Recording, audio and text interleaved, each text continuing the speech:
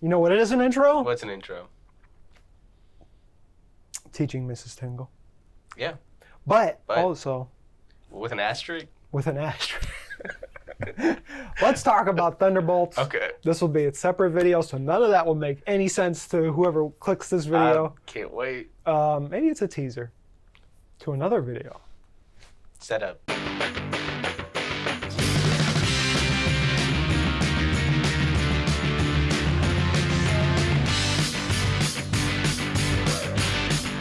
We watched the latest Marvel Cinematic Yeah. Universe movie, whatever phase it is, Thunderbolts with an asterisk, which, spoiler alert, because Marvel already spoiled it, it's the new Avengers, Yeah. which kind of spoils the end of the movie, but also not too much. But it's directed by Jake Schreier, Schreier, yeah. who did the series Beef. Yep. Huge cast, you know all the people. We don't have to say them all, but they're all in there. They're there. They're there. Getting paid. And basically the review breaks down as, wow, it's refreshing to see a Marvel movie that is not quippy and, I mean, there's quips in it, Yeah. It's pretty quippy. but in a way that is not like the Marvel way. Yeah. Yeah. It's actually pretty mean, it feels like. Yes, very Or mean. like everything else is kind of like, oh, well, they're just kidding. They're being a little stinker. And then, this one, I think people thought that we weren't back because of Captain America. Daredevil, Born Again, people Yeah. are like, oh, we're so back. So back. And then Thunderbolts comes out, and then everyone's like, we're still back. We're still back. Hey, guess what? Still back, and now maybe we continue to be back for Fantastic Four. But we have to get Ironheart between those. Is it Ironheart really coming out between those? I think so. I think right June maybe. Yeah. Gosh, it's crazy. It's next month. Yeah. No, you know what I liked probably most about this movie, and everyone's talked about this. It just felt real and tactile. Mm-hmm. Yeah. For the first time in a long time, it feels like.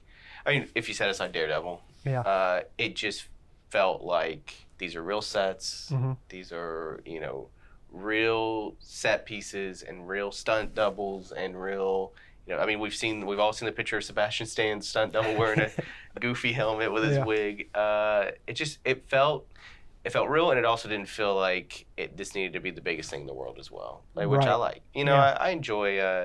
It's great when stakes are high, Right.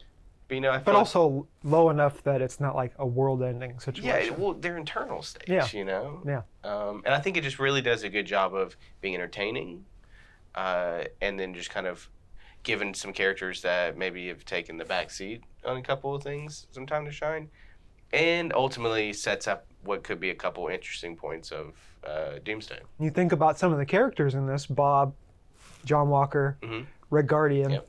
they're all suffering from loneliness. Bucky. And Bucky, yeah, because he lost his friend, but he keeps losing all his friends, which is a theme in this movie as well. But those four have all different types of loneliness. Yeah.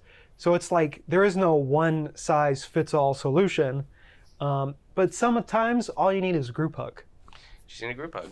And you need a little group therapy that you guys all work out yourself against someone that is almost unbeatable. Yeah. But you know what? I wish, this is my, Okay. I wish that, because again, this song has probably been used a little bit too much in movies, but I would have loved The Power of Love to be playing at a certain point. I feel like that song is not used a lot in movies. In fact, it's only really used in one movie. But it was just in Deadpool and Wolverine when Henry Cavill shows up. Was it really The Power by Huey Lewis? I in the think so. news? Well, it was Huey Lewis in the news regardless. Maybe you're right. But anyways, 2 back-to-back Marvel movies Yeah. are coming. But I just thought the end hug, not to spoil it too much, but the Yeah. group hug at the end, near the end, I thought it could use like, not something uplifting, but There, right now we live in a world where the Madonna song, the choir version from Deadpool and Wolverine, Yeah. has just taken over social Everywhere. media. It's everywhere. And it's like you think that it's gone, and bam, you get another. So many Jets videos sent to the Winnipeg Jets videos sent to it now.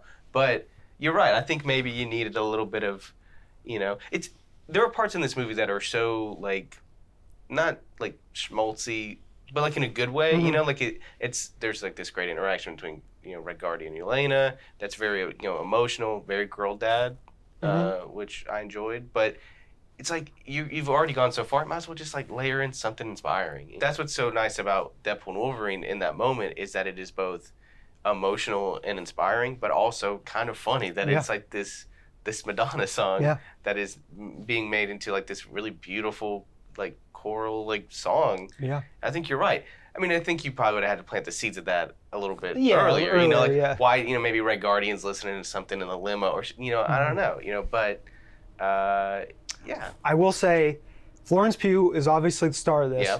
But Julia Louis-Dreyfus as DeFontaine. Yeah. Just she's like she is the anti-Nick Fury almost down to every single thing. Yeah. Like she has a plan, and she has plans for the plans. Yeah.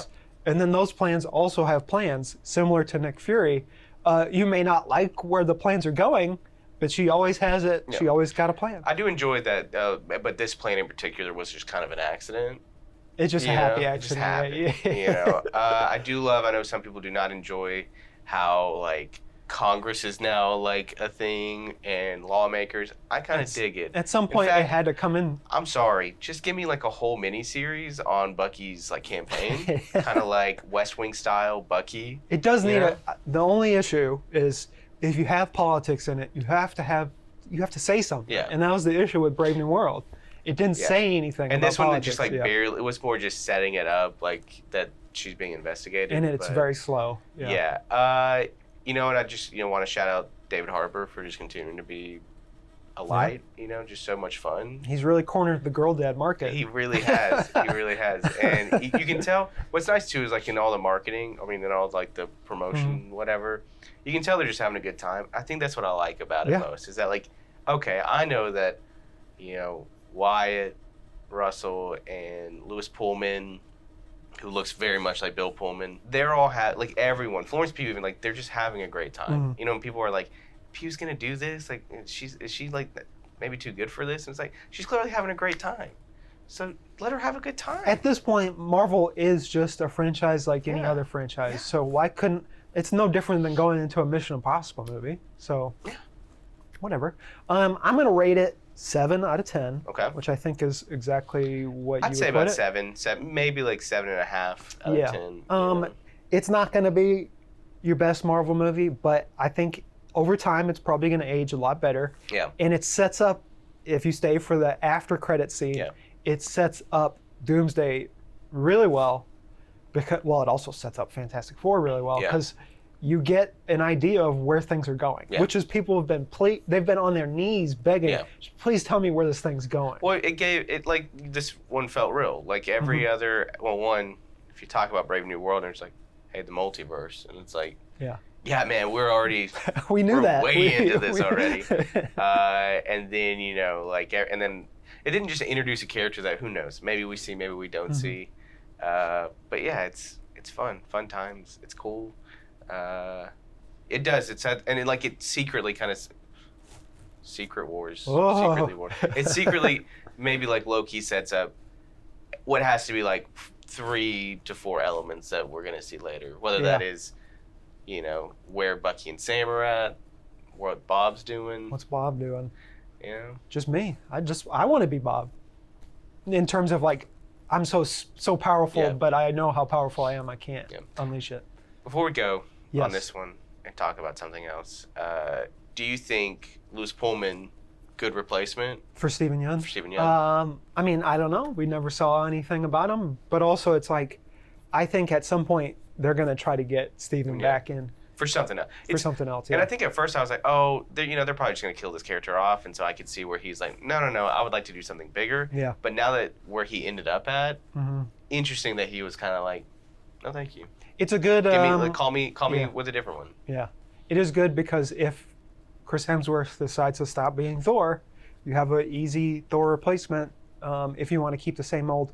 But also, it sets it up that this team is very expendable. Yeah. So that'll be fun. So in Doomsday, even that's like the lowest thing that it does is like even like they kind of just really play up how dumb John Walker is, and you're just like, you're really setting up some good like fodder for later, but.